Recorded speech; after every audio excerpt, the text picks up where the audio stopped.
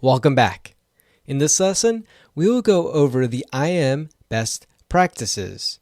The reason we are going over these is because they will show up on the exam, but more importantly, these are best practices that will keep your AWS account secure. We'll start off with creating one IAM user per physical person.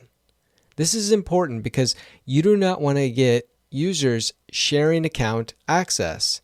This can lead to various issues, like an untrained AWS account user getting a hold of an account they really have no business using.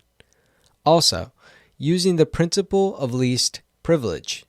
You should never give a user in AWS too much privilege. You should only give a user just enough access for them to do their job function within your environment. A way you can deal with permissions is by creating groups, because they're like templates for just enough access.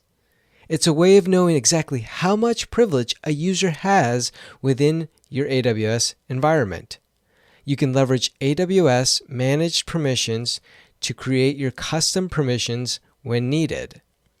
Remember, you should enforce a password policy that will protect your users, but ultimately protect your AWS account. So, create a password policy that will force users to create a complex password that makes it harder for hackers to guess. Don't forget about multi-factor authentication. I can't stress this enough. You should be using MFA anywhere you possibly can so that you can protect yourself in the event a hacker can get to your users' passwords. Database leaks can happen anywhere on the dark web for other applications. And if your users are reusing their passwords from these other sites, well, they can get into your account. But of course, if they have MFA enabled, this will help stop hackers.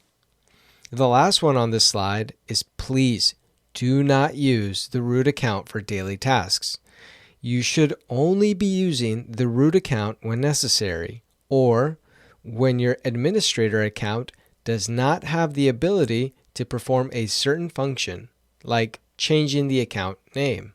Let's move on to rotating your credentials on a regular interval. You should enforce the rotation of you and your users' passwords through policies. If you have access keys, they should also be changing on a set interval, like every 90 days or so often. This will help better protect your account. You should also be auditing your account with the tools we went over in a previous video.